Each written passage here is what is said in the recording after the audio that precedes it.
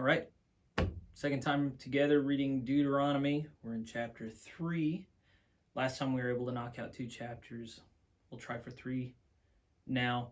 The format is I read a chapter out of Deuteronomy, and then we have John Wesley's notes on the Old Testament. So we read through the whole chapter, and then we come back and we pick on a few things that Mr. Wesley thought were important. So, chapter 3. Then we turned and went up the way to Bashan, and Og, the king of Bashan, came out against us, he and all his people, to battle at Edrei. And the Lord said unto me, Fear him not, for I will deliver him and all his people and his land into thy hand. And thou shalt do unto him as thou didst unto Sihon, king of the Amorites, which dwelt in Heshbon. So the Lord our God delivered unto our hands Og also, the king of Bashan, and all his people, and we smote him until none was left to him remaining. And we took all his cities at the time. There was not a city which we took not from them.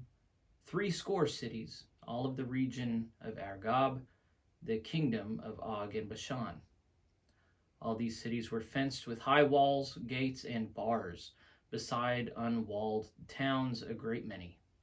And we utterly destroyed them, as we did unto Sihon, king of Heshbon, utterly destroying the men, women, and children of every city. But all the cattle and the spoil of the cities we took for a prey to ourselves.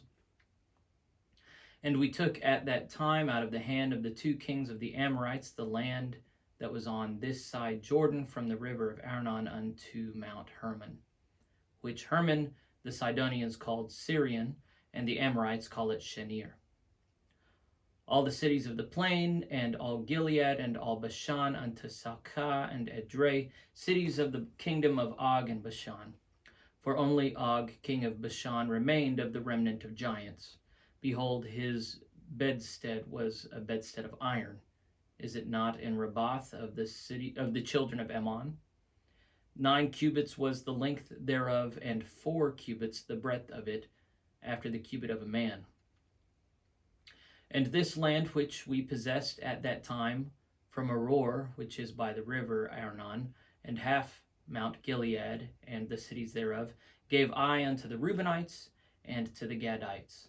And the rest of Gilead and all Bashan, being the kingdom of Og, gave I unto the half tribe of Manasseh, all the region of Argob, with all Bashan, which was called the land of giants.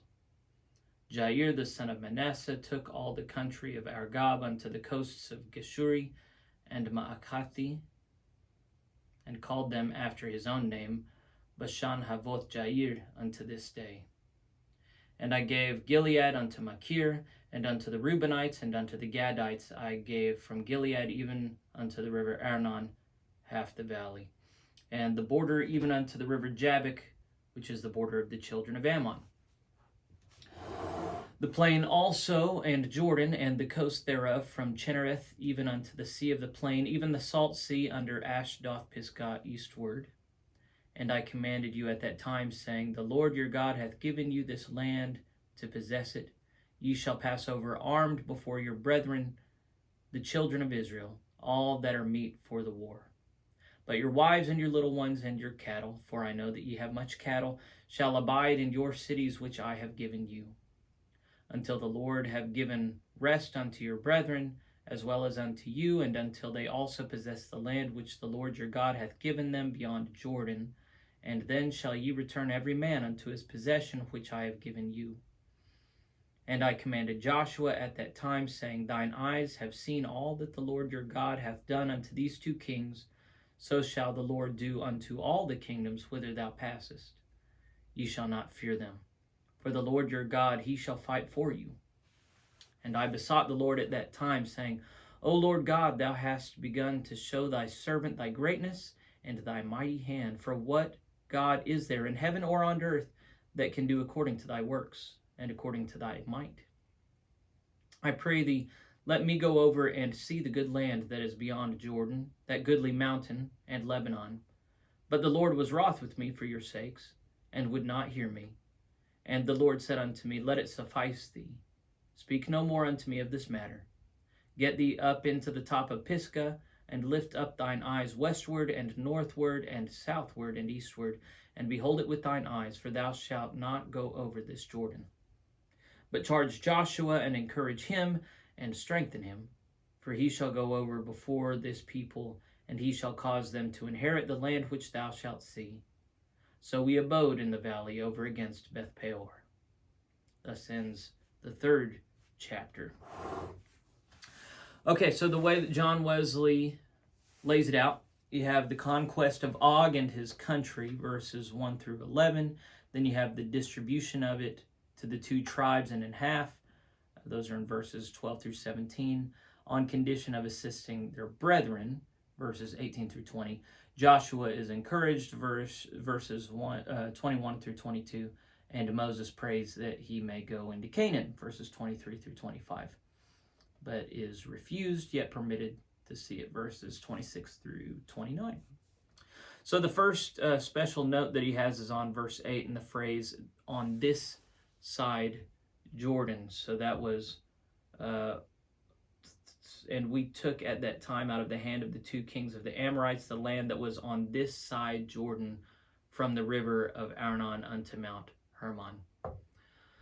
So it was when Moses wrote this book, but afterward, when Israel passed over Jordan, it was called the land beyond Jordan.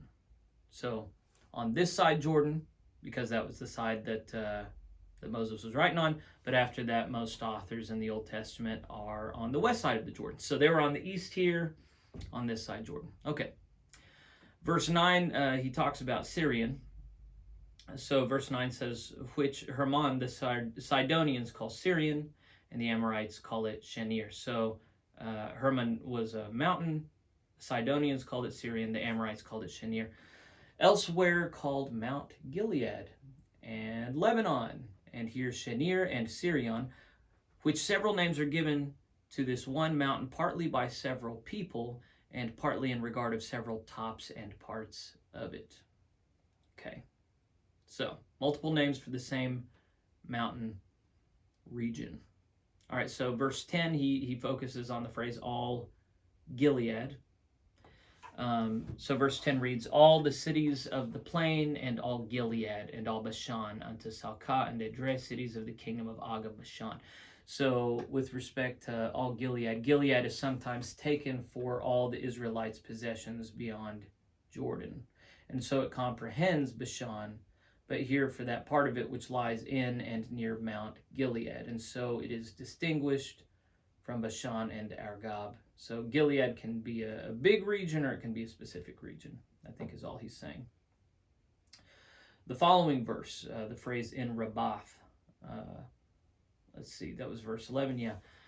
For only Og, king of Bashan, remained of the remnant of giants. Behold, his bedstead was a bedstead of iron. Is it not in Rabbath of the children of Ammon? 9 cubits was the length thereof, and 4 cubits the breadth thereof, after the cubit of a man. So he's saying Og was a giant, and we know this because of how big his bed was. Saying this bed is in Rabbath, where it might now be, either because the Ammonites in some former battle with Og had taken it as a spoil, or because after Og's death the Ammonites desired to have this monument of his greatness, and the Israelites permitted them to carry it away unto their chief city. Okay, so we don't have this bed today, and so Wesley is just speculating on where it would have gone and why. And then with respect to it being 9 cubits, a cubit is the length of elbow to tip of your finger. 9 cubits, so his bed was 4 yards and a half long and 2 yards broad. Okay. So verse 14, he picks on the phrase unto this day. So verse 14 reads, Jair, the son of Manasseh, took all the country of Argob unto the coasts of Geshuri and Ma'akathi, and called them after his own name, Bashan Havoth Jair, unto this day.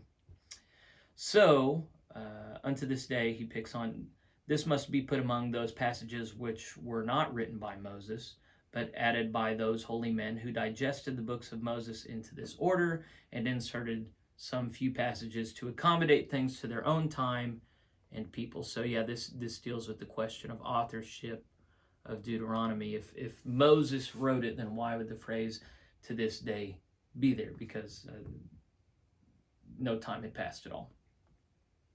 All right, so in verse 15, talking about Gilead again, 15 reads, "And I gave Gilead unto Machir."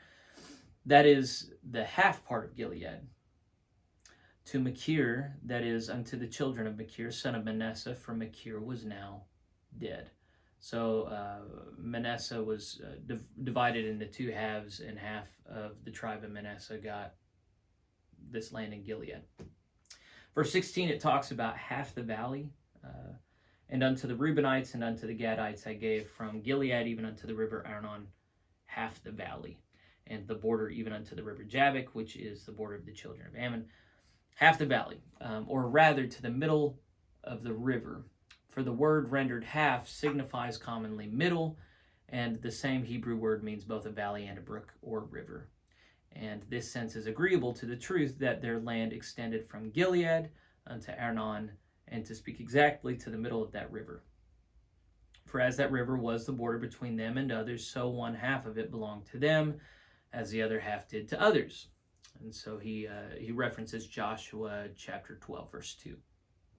The same thing is expressed in the same words in the Hebrew, which are here, though our translators render the selfsame words there, from the middle of the river, which here they render half of the valley.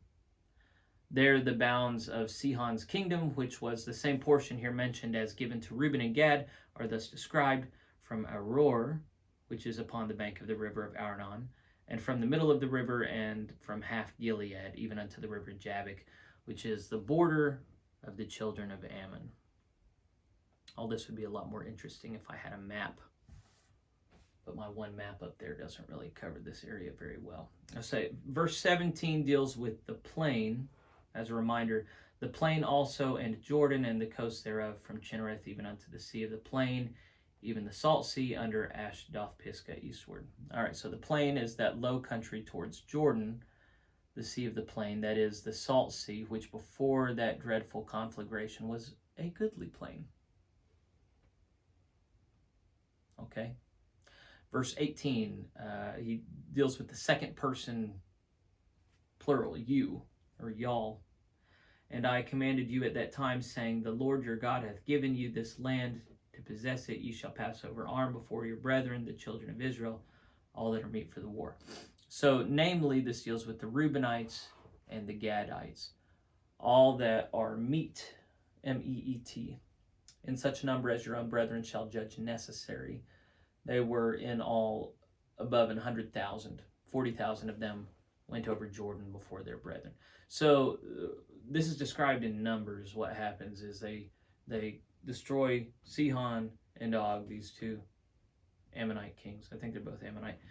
And then the land is really good for cattle, and the tribe of Reuben and the tribe of Gad both have a lot of cattle. So they ask, can we stay on this side of the river rather than going into the promised land? Can we have this land? And Moses chews them out for a bit, but then in order to make him and God okay with it, they say, well, we'll leave our cattle and our women, our children behind, and our men of war will go with you over the river Jordan to kill all the Canaanites. So then that's the deal that works out. And then I don't know if it ever details the particulars of why half the tribe of Manasseh also got an inheritance over there. So if they did cover that, I missed it. Okay, so we're in verse 23 now. The phrase, I besought the Lord. So as that reads, and I besought the Lord at that time, saying, O Lord thy God, thou hast begun to show thy servant thy greatness and thy mighty hand. So this is Moses talking. We should allow no desire in our hearts, which we cannot in faith offer unto God by prayer. That's just a random thing to say, but I like it. We should allow no desire in our hearts. We believers should have no desires in our hearts which we cannot in faith offer unto God by prayer. So if we desire something, but we know it wouldn't be appropriate to pray about, then we shouldn't offer it. So here Moses is entreating the Lord to let him see the promised land, which that's a good thing to desire. The Lord still says, no, you can't go into it, but you can go look at it from the top of a mountain. So verse 24, the phrase, thou hast begun to shew thy servant greatness. O Lord God, thou hast begun to show thy servant thy greatness and thy mighty hand. For what God is there in heaven or in earth that can do according to thy works and according to thy might? So these are words of Moses praising the Lord. Lord, perfect what thou hast begun. That's a New Testament phrase, I think, from 1 Timothy. Probably wrong. The more we see of God's glory in his works, the more we desire to see. And the more we are affected with what we have seen of God, the better we are prepared for farther discoveries. The more we are affected with what we have seen of God, the better we are prepared for farther discoveries. All right, so that's another worthy theological insight. I remember being a child and hearing about God's goodness being seen in all of creation and just enumerating all of the different natural phenomena that the Lord has created. I remember it bored me to tears. It's only as I've grown up and walked with the Lord a lot more that I've started to really enjoy these recitations of God's glory, and to just see with new eyes the wonder and the glory in the world around us. So the better we get at that, the more we want to do it. That's at least what I'm interpreting. All right, verse 25, the phrase, let me go over. The actual reading was, I pray thee, let me go over and see the good land that is beyond Jordan, that goodly mountain and Lebanon. Here Wesley says, for he supposed God's threatening might be conditional and reversible, as many others were. Okay, so if you've read many of the books up until now, the Lord gets angry with the people of Israel and allows Moses to intercede, and God actually changes his mind, or at least seems to. So Moses is asking and petitioning because he imagines that he might be able to sway God the way that he has in the past. And then the phrase, that goodly mountain, Wesley says, this is the one the Jews not probably understood as that mountain on which the temple was to be built. Interesting. This he seems to call that mountain emphatically and eminently that which was much in Moses' thoughts, though not in his eye. I'm not sure I've heard anyone argue this before, that Moses already had in mind designs to build a permanent temple on top of a mountain. But he's also saying that that this mountain he's talking about in verse 25 is probably not the Temple Mount in Jerusalem, which is where they had eventually built the temple. In verse 28, he shall go over is the phrase. The actual verse is, but charge Joshua and encourage him and strengthen him, for he shall go over before this people, and he shall cause them to inherit the land which thou shalt see. So this phrase, he shall go over, it was not Moses, but Joshua, or Jesus. Joshua and Jesus, the two names have the same root, Yeshua, which means Savior. That was to give the people rest. So that's referenced in Hebrews, chapter 4, verse 8. Quote, 'tis a comfort to those who love mankind when they are dying and going off to see God's work likely to be carried on by other hands when they are silent in the dust. So this is just making sure that those who read it understand that Joshua takes on the mantle of Moses after this. So that's what the next book, Joshua, is all about. So that closes out all of John Wesley's comments on chapter 3, which means that we're ready to go into chapter 4. All right, let's do it. Chapter 4. Now therefore hearken, O Israel, unto the statutes and unto the judgments which I teach you, for to do them that ye may live, and go in and possess the land which the Lord God of your fathers giveth you. Ye shall not add unto the word which I command you, neither shall ye diminish aught from it, that ye may keep the commandments of the Lord your God, which I command you. Your eyes have seen what the Lord did because of Baal Peor. For all the men that followed Baal Peor, the Lord thy God hath destroyed them from among you. But ye that did cleave unto the Lord your God are alive, every one of you, this day. Behold, I have taught you statutes and judgments, even as the Lord my God commanded me, that ye should do so in the land whither ye go to possess it. Keep therefore and do them, for this is your wisdom and your understanding in the sight of the nations, which shall hear all these statutes and say, Surely this great nation is a wise and understanding people. For what nation is there so great who hath God so nigh unto them, as the Lord our God is in all things that we call upon him for? And what nation is there so great that hath statutes and judgments so righteous as all this law, which I set before you this day? Only take heed to thyself, and keep thy soul diligently, lest thou forget the things which thine eyes have seen, and lest they depart from thy heart all the days of thy life. But teach them thy sons and thy sons' sons.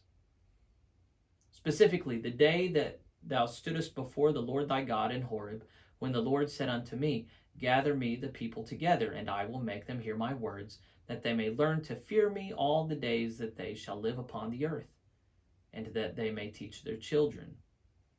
And ye came near and stood under the mountain, and the mountain burned with fire unto the midst of heaven, with darkness, clouds, and thick darkness. And the Lord spake unto you out of the midst of the fire. Ye heard the voice of the words, but saw no similitude, only ye heard a voice. And he declared unto you his covenant, which he commanded you to perform, even 10 commandments. And he wrote them upon 2 tables of stone. And the Lord commanded me at that time to teach you statutes and judgments, that ye might do them in the land whither ye go over to possess it.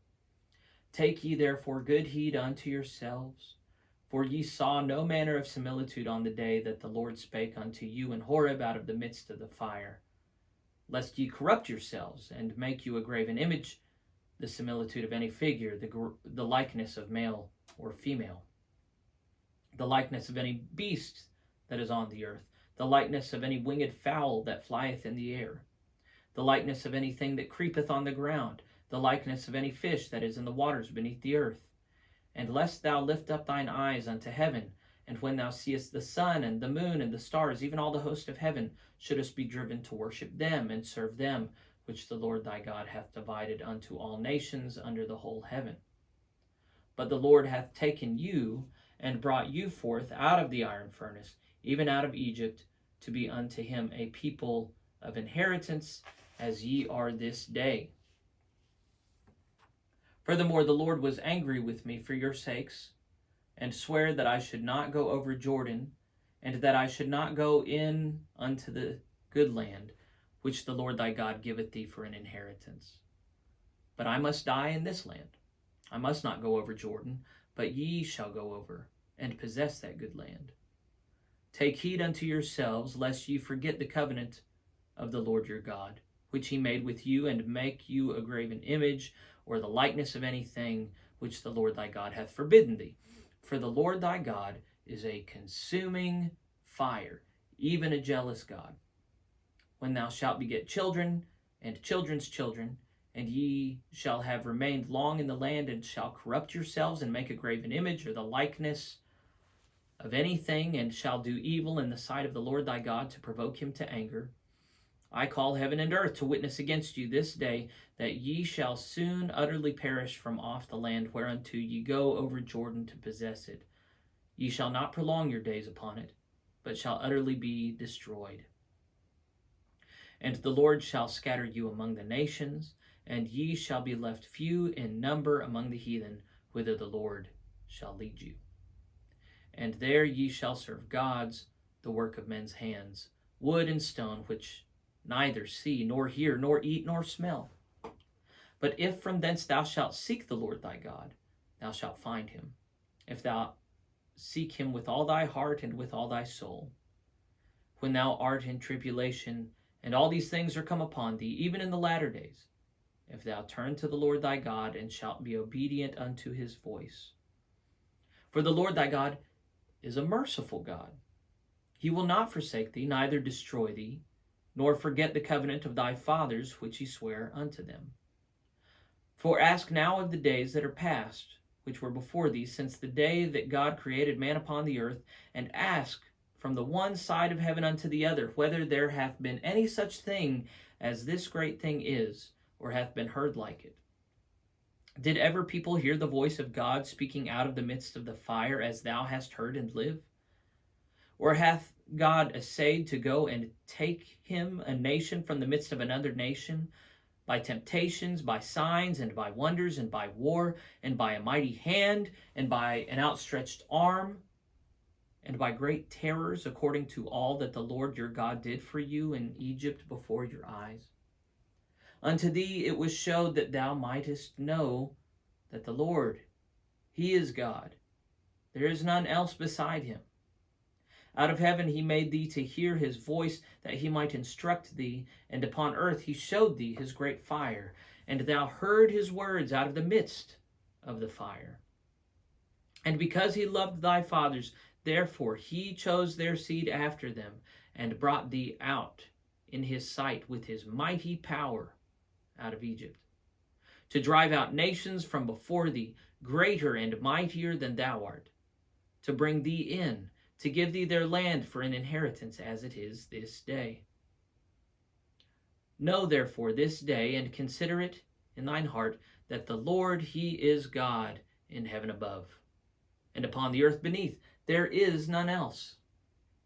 Thou shalt keep therefore his statutes and his commandments, which I command thee this day, that it may go well with thee, and with thy children after thee, and that thou mayest prolong thy days upon the earth, which the Lord thy God giveth thee forever.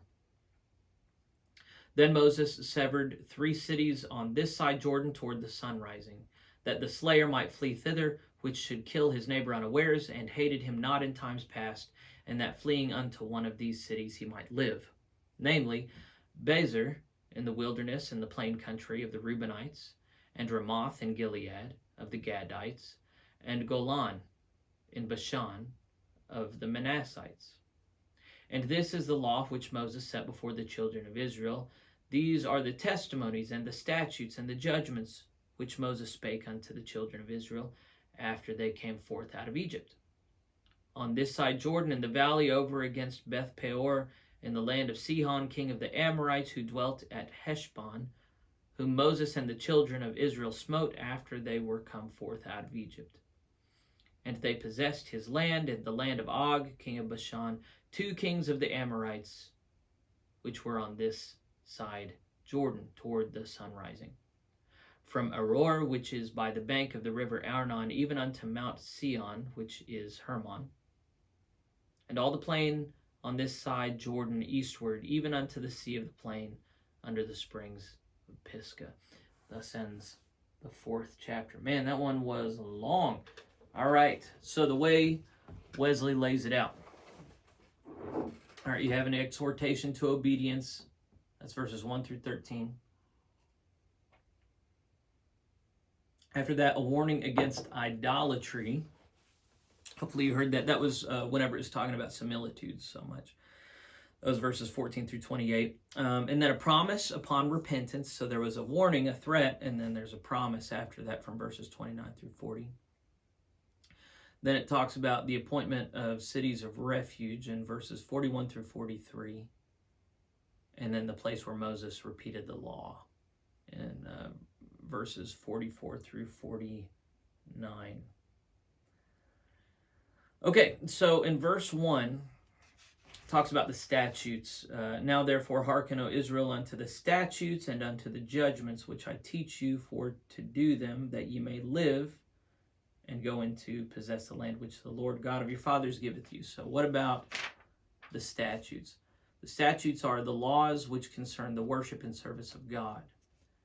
So that's the statutes. Then there's the judgments, the laws concerning your duties to men. So one concerns worship and service to God, one is duties and service to men.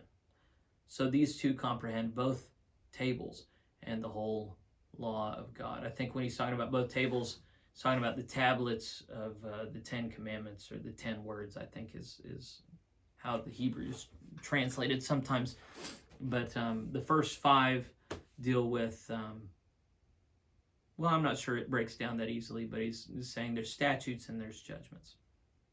All right, verse 6, there's the phrase, in the sight of the nations. So verse 6 said, keep therefore and do them, for this is your wisdom and your understanding in the sight of the nations, which shall hear all these statutes and say, surely this great nation is wise and understanding.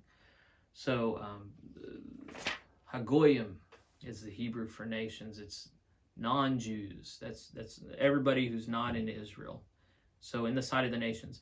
For though the generality of heathens in the latter ages, heathens is non-Jews, did through inveterate prejudices condemn the laws of the Hebrew, yet it is certain the wisest heathens did highly approve of them, so that they made use of diverse of them, and translated them into their own laws and constitutions.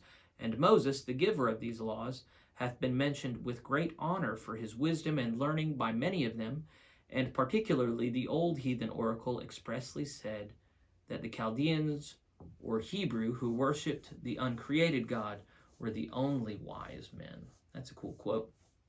I think this just concerns how Jews were seen by non-Jews historically. And Wesley acknowledges that there were many people who were not impressed by Jews and their law, but he says those are the stupid ones. The smart ones, and many of the lawgivers for other Gentile nations, copied them because they were good laws. I'd be interested in a comparative historical study on that. I haven't read anything on that. So verse 7, the phrase is so nigh. I keep flipping over. For what nation is there so great who hath God so nigh unto them? Nigh means close. As the Lord our God is in all things that we can call upon him for. So who can brag that God is so close to them as the Jews? By glorious miracles, by the pledges of his special presence, by the operations of his grace, and particularly by his readiness to hear our prayers and to give us those succors which we call upon him for. Succors, S-U-C-C-O-R-S, means comforts. So Wesley's just enumerating all the ways in which God shows preference for his covenant people. He's, in his phrasing, treating Christians the same as Jews, which not all Christians do. But at least here, I'm pretty sure John Wesley believed that Christians fulfilled and took away the promises God made to Jews. But I'm not entirely sure. Verse 8, the phrase, so righteous.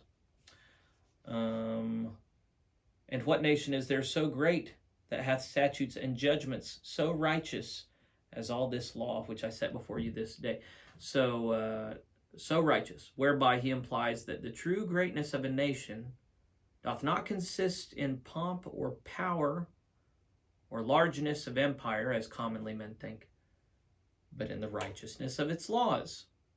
So Wesley is just pointing out here that there's a worldly way of seeing things and measuring status, and then there's a godly way of seeing things and measuring status. God cares only for righteousness or godliness. The world cares about pomp, power, largeness of empire, wealth, technological innovation. Those are all things that the world cares about. God really only cares about righteousness.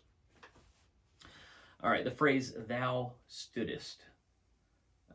Verse 10, specifically the day that thou stoodest before the Lord thy God in Horeb, when the Lord said unto me, gather me the people together, and I will make them hear my words, that they may learn to fear me all the days that they shall live upon the earth, and that they may teach their children. So when he says thou stoodest, some of them stood there in their own persons, though they were but young, the rest of the loins of their parents. Oh, so yeah, all the Israelites at the time did stand at that mountain. The problem is all of them except Caleb and Joshua have died by this point. Although, you know, I think everybody over the age of 10 died. So there would be several children that were still alive that witnessed that. But then the people that Moses is speaking to at this point, many of them were born in the wilderness and were not there when it happened. Verse 11 concerns the phrase, the midst of heaven. And ye came near and stood under the mountain, and the mountain burned with fire unto the midst of heaven. How did I miss that phrase? With darkness, clouds, and thick darkness. I noticed that because it says darkness twice. But what does that phrase, the midst of heaven, mean? Flaming up into the air, which is often called heaven. I remember the Greek word for heaven is uranos. I think heaven in Hebrew is shemayim, which also just means skies. So yeah, it could just mean, yeah, there was a translative decision here saying that the flames coming off of this mountain were going up into the sky. It just sounds more dramatic when you're saying it's going up into heaven. I like that translation better. Let's imagine that the flames are going into heaven. All right, so verse 12, we have this phrase, no similitude. And the Lord spake unto you out of the midst of the fire. You heard the voice of the words, but saw no similitude, only you heard a voice. So it's saying, well, let's see what John Wesley says. No resemblance or representation of God, whereby either his essence or properties or actions were represented, such as were usual among the heathens. So this is one of the things that distinguished Jews from non-Jews. Non-Jews were typically comfortable portraying their gods physically in what we call idols. In Hebrew, it's tselem, but these are physical forms made to represent the God that they worship. Here, John Wesley points out that God did not manifest himself so as to be seen. He was heard, but he was not seen by any. Verse 14, he picks on the phrase statutes and judgments. And the Lord commanded me at this time to teach you statutes and judgments, that you might do them in the land whither you go over to possess it. So, the ceremonial and judicial laws which are here distinguished from the moral, or the Ten Commandments. So Moses is covering the gamut. There's the laws and judgments and statutes. No. Commandments we've talked about. We haven't talked about laws. We've talked about commandments, judgments, and now statutes. So there's moral instructions from God, but then there's also ceremonial and judicial laws. So Moses is just saying, you got all those from God at Horeb/Sinai. He's reciting this history so that they can't pretend that they don't know. And because it's just worth reciting. Verse 15, there's the phrase, in Horeb. Take ye therefore good heed unto yourselves, for ye saw no manner of similitude on the day that the Lord spake unto you in Horeb out of the midst of the fire. So, in Horeb, God, who in other places and times did appear in a similitude in the fashion of a man, now in this most solemn appearance, when he comes to give eternal laws for the direction of the Israelites in the worship of God and in their duty to men, purposely avoids all such representations to shew that he abhors all worship of images, or of himself by images of what kind soever, because he is the invisible God and cannot be represented by any visible image.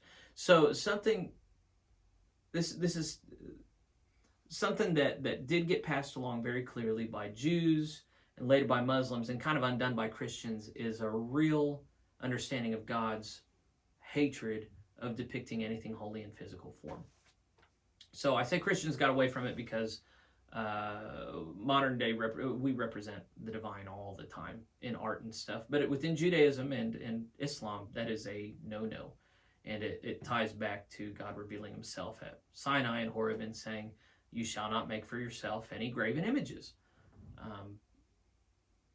So the other part of this, though, is that Wesley acknowledges that God at other times does manifest himself in the form of an angel, particularly the angel of the Lord is usually what he's called. I don't fully understand all the theology behind this, but Michael Heiser, who I cited earlier, he talks about this. I think the technical terminology is the two powers in heaven theology. So the notion that he has is that ancient Jews at this time had a notion that God could and would manifest himself in several different forms in several different ways, and that in at least two ways. One is a disembodied form that remains up in the heavens, but there is an embodied form of Yahweh, the God of the Hebrews, which was the angel of the Lord, and his name dwelled in that angel, and God was fully manifest in that angel. And so what many contemporary theologians argue is that ancient Jewish understanding of the two powers in heaven, and specifically how God could manifest himself in an angel, laid the groundwork for Jews of Jesus' day to understand him as the Son of Man, especially in light of Daniel 7. So anyway, if that's something you want to look into more, that's very interesting. Or at least I think it's interesting. Verse 16, Moses addresses the phrase, lest ye corrupt yourselves. Lest ye corrupt yourselves and make you a graven image, the similitude of any figure, the likeness of male or female. So your ways by worshiping God in a corrupt manner. Okay, so he just kind of expands that out. But there is an Old Testament very explicit condemnation of creating any forms to worship that are representative of God. So, I mean, the ways in which this gets lived out in a, well, we don't argue much among ourselves as Protestants anymore. But one of the things that Protestants had a big problem with is within Roman Catholic worship, genuflecting before images of saints or the cross or the Bible, because all of these things are graven images that point to God, but they aren't God. So Protestants said it's sinful to kneel, bow before these things, kiss these things, show reverence to these things. All right, verse 19, the word driven. And lest thou lift up thine eyes unto heaven, and when thou seest the sun and the moon and the stars, even all the host of heaven, shouldest be driven to worship them and serve them, which the Lord thy God hath divided unto all nations under the whole heaven. All right, so what's it mean when he says driven? Strongly inclined, which the Lord hath divided unto all nations. So that's a phrase here. He's talking about the heavenly bodies which the Lord divided unto all nations, which are not gods, but creatures made not for the worship, but for the use of men. Yea, of the meanest and most barbarous people under heaven, and therefore cannot without great absurdity be worshipped, especially by you who are so much advanced above other nations in wisdom and knowledge, and in this, that you are my peculiar people. So, yeah, one of the things that made Jews God's peculiar people is they worshipped only one God rather than praying to an array of gods to fulfill different needs. But something he's dealing with here is the Hebrew understanding that the stars, the heavenly bodies, not just corresponded with, but actually were Elohim. They were spiritual beings. And there were many cultures that worshipped the sun, the moon, and the stars. Here, this phrase, which are not gods, but creatures made, this phrase, which the Lord hath divided unto all nations. The notion was and is made explicit in Deuteronomy that the Lord divided up his heavenly council to rule over the nations. He gave out responsibility to these different heavenly creatures under his dominion to rule in the heavenly realms over the nations. And then God, the uncreated God, the head God, God in the highest, El Elyon, Yahweh, he adopted the Jewish people for himself. So he delegated authority to the different Elohim, but then he claimed the Hebrews for himself, and then it was his purpose through the Hebrews to redeem the rest of creation and bring the heavenly realms and the earthly realms under subjection under him, because there was a rebellion in the heavenly and earthly realms detailed in Genesis chapters 3, 4, 5, 6, 7, that God is still working to undo, initially through the Hebrews, but now also through the church. All right, if you want to read more about that, that's all Heiser. The book is The Unseen Realm. I'm like 40 pages in. He also has a podcast called The Naked Bible, but he's the one who's done most of the contemporary research that I'm aware of. All right, verse 24, the phrase, a consuming fire. All right, finally, flip the page. For the Lord thy God is a consuming fire, even a jealous God. What's to be said about that? He is a just and terrible God who, notwithstanding his special relation to thee, will severely punish thee if thou provoke him. A jealous God who, being espoused to thee, will be highly incensed against thee if thou follow after other lovers or commit whoredom with idols, and will bear no rival or partner. Okay, very clear. We don't talk about God like this much anymore. Verse 28, ye shall serve gods. And there ye shall serve gods, the work of men's hands, wood and stone, which neither see nor hear nor eat nor smell. So this is Moses talking about after they come into the land He's saying they're going to fall away. They're going to be guilty of idolatry. John Wesley says, "You shall be compelled by men and given up by me to idolatry." Yeah, I think what he's doing again. Well, I'll finish what he says. "So that very thing which was your choice shall be your punishment, it being just and usual for God to punish one sin by giving men up to another." So, yeah, he's dealing with the question of agency. Do they choose idolatry? Or are they compelled to idolatry? They're compelled by men, not by God. And then God will punish them, which will compel them to more sin. Verse 29, the phrase, "If from thence thou seek the Lord.